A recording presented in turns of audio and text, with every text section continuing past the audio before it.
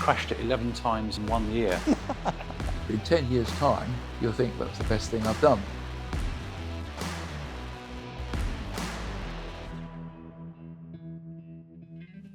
Hey, I'm Tim. This is Howden Originals. We're chatting to classic collectors and classic motor traders across the UK. Today, I'm joined by Steve Earl from Panel Graphic. Welcome. Hi, Tim. Talk to me about your amazing man cave. I'm a bit of an addict. I can see that. I'm known for being a bit of a perfectionist. I've always been into cars. As soon as I realised there was a few cars out there that were perhaps a little bit special, like unicorn cars, put it that way, that are in unbelievable condition and low mileage, and cars that have been loved, cars that have got stories. And I think it's that story behind the car that makes me think, oh, I want to inherit that story. And I'll write it down, I'll put it in the paperwork, and the story in the background becomes as much as the car. And so, you know, they're all my little babies, and I think a lot of them, and I don't really want to part with them, and some people don't get it. I mean, it's an epic collection. Do you know, when you first see a car, do you know straight away that that's the car that you want before you do all the million hours of research? Yeah. You know, I know what colours I like, and I know what models I like. So, you know, if there's, like the Cortina. Yeah. You know, if the Cortina was a deluxe or was an L, I wouldn't be interested. If it's something like a GT, or it's a Crayford, or it's something a bit special, and I know it's got the history behind it, you know, I'm interested in it. I'm interested in it for my business, that we'll talk about in a sec, that I started up 12 years ago with my business partner. But I'm also interested in it for me. Obviously, I can't buy everything. I don't want to buy everything. I'm not allowed to buy everything. It wouldn't be good for business if I bought everything. Yeah. But there are some cars out there, yeah, that I know they're right for me, but sometimes I have to let customers buy them as well. So do you buy these cars with a view to selling them? Yes, eventually. I would say most, I want to know that the money's safe. But, you know, the long-term plan, obviously, I'm a custodian of these cars. They're not really mine. They're probably as much the wife's as they are mine. Something happens to me, they become hers. Are you legally binded to say that, or is that? Probably. Obviously, she's allowed me to do this. You do need to have an understanding wife, an understanding family. Fair enough. So tell me about the first car. What was the first car you bought into your collection?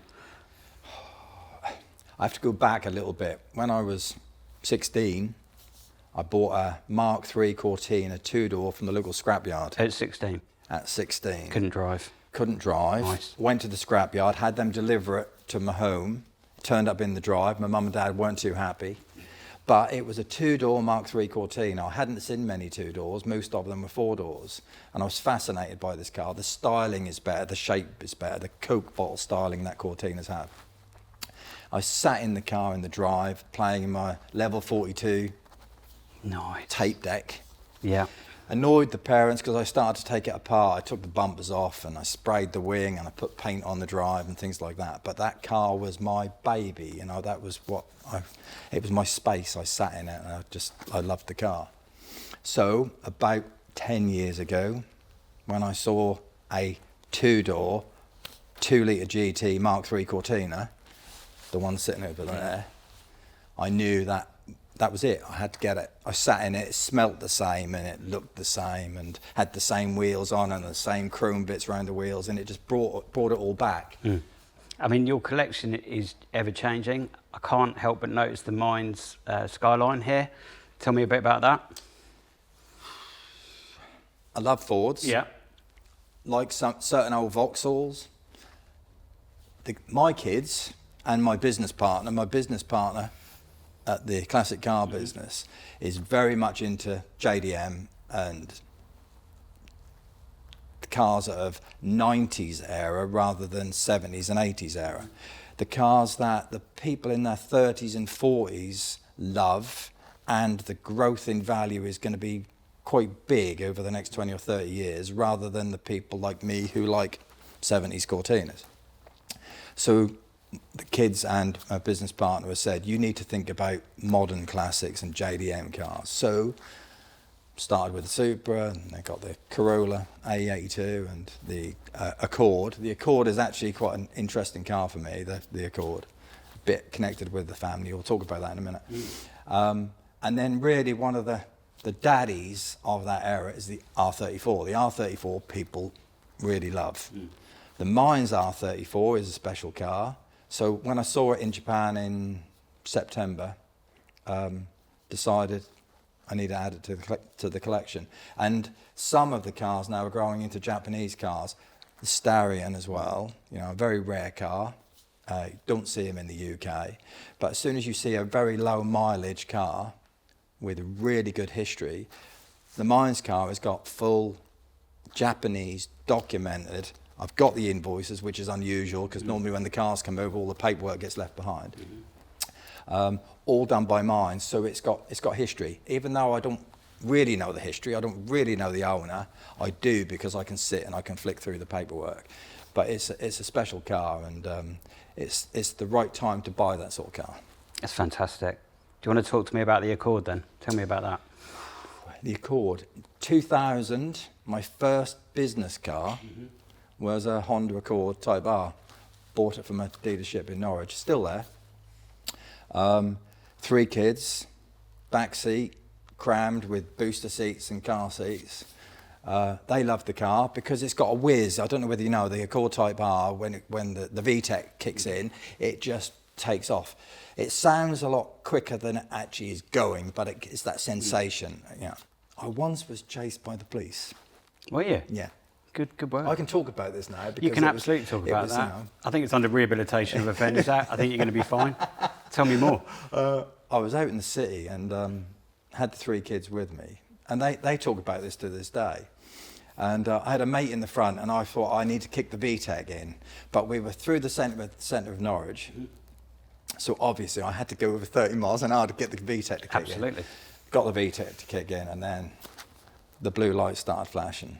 And I thought, oh my God, she's going to kill me. I got the 3 kids in the car, and they're going to be stopped for speeding. So I just stuck my foot down.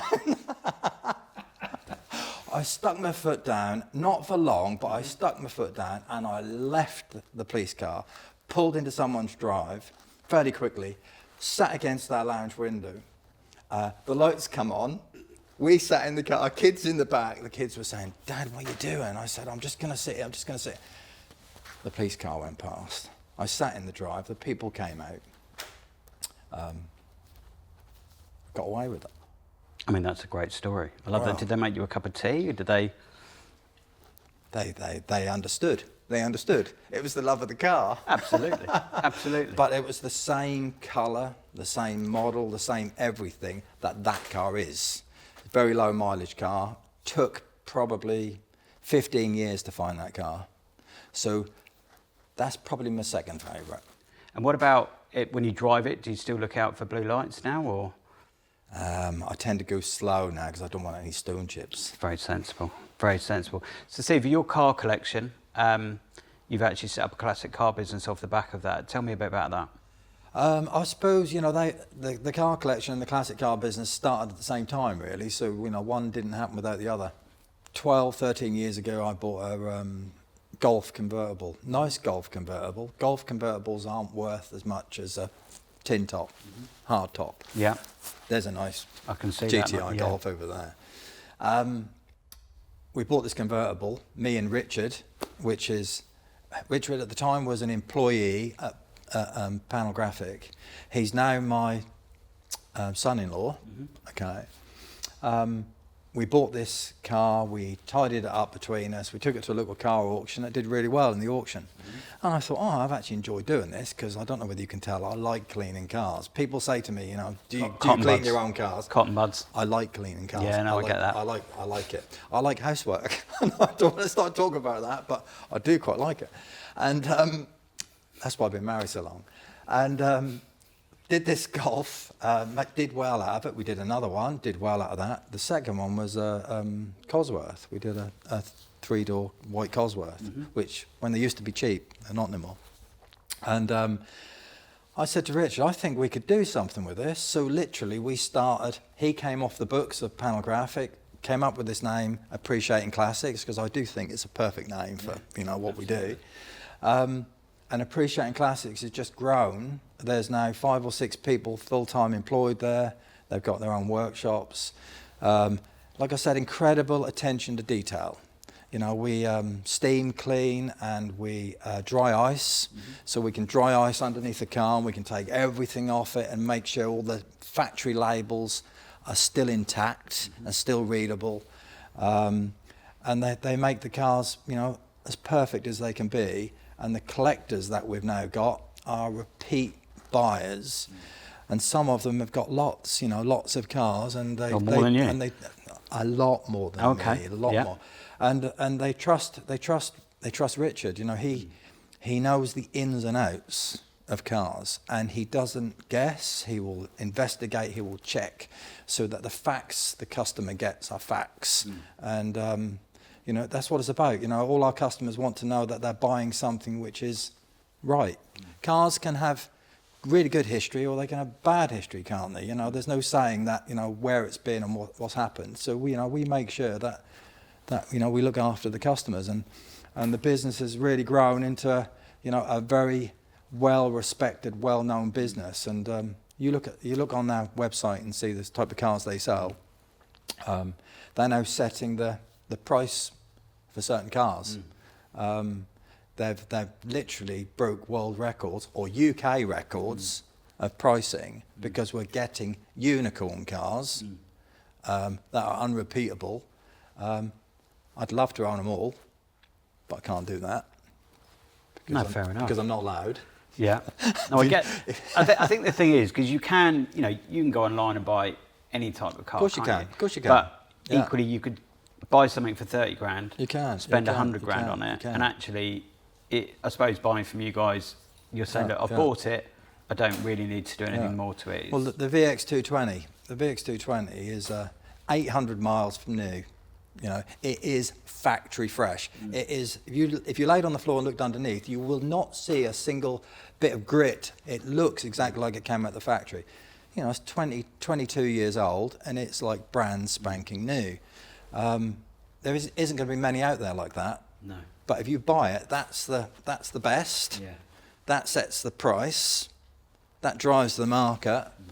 But there are collectors out there that want to know, that's bragging rights, I think, and well, I've got one, and well, mine's only got 2 miles. Yeah. We've sold cars with 2 miles on the clock. Incredible. I can testify. I have been on the floor in the garage today, underneath the mines, and it's just a thing of utter joy. Yeah, it's lovely. So we've been quite scripted today. Is there anything else that you want to get off your chest? Do you want to talk about electric cars that wind people up a little bit sometimes, or anything else you want to have a chat about? Not really. Don't want to talk about electric. No, fair enough. Do you not see those in in 10 years' time? Do you think they might have you can't see an electric car as an Appreciating Classic, can you? I don't think. Personally, I think just because the car's quick doesn't make it good. No, fair point. What about sustainability though? A lot of car manufacturers or even classic car specialists are now running synthetic fuel. Do you think that's probably a better way to go than electric? Yeah, perfect. Yeah, perfect. No, I think for us, and certainly for motor traders we insure as well, there's got to be an element of succession planning here. I think really probably synthetic fuels is the way to go. I've had a few people say to me, what are you going to do, Steve, with your hobby, your passion, if fuel's not available? I go, well, it's quite simple. I'll have a tank around the side there, like Mad Max style. I'll have the fuel delivered, because none of these cars go through much fuel, do they? I can put 5 litres or 10 litres in one of these, and it will see me the year because they're not doing many miles, but I'll have my own tank. And a lot of our collectors have said the same thing. Well, we'll just have our own tank. Like you have oil delivered for your heating, I'll have oil delivered for my cars, because this is my hobby. So this is all positive mental health stuff. It is, and it's important for business. You've got the businesses that transport the cars, you've got the restorers, the sales it's massive industry. Coach trimmers. All of these industries come together. And we're coming up to the busy time of year, aren't we? Exactly. When occasionally the sun comes out and you can actually. Drive your cars. I love the fact I can go out. I can go to the garage in the Cortina, and people will literally swamp me.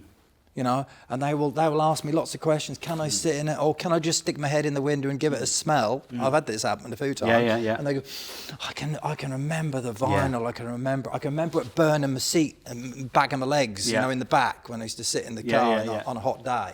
I love little kids sitting in them and just and wishing I'm going to have one like this one day. Yeah. So Steve, have you got any funny stories you can share with us that are car related? Over the years, there's probably several. One day, me and Richard, my business partner, we had to go and pick up a Ford Fiesta XR2 and an XR3 sunburst red, which is more orange than red.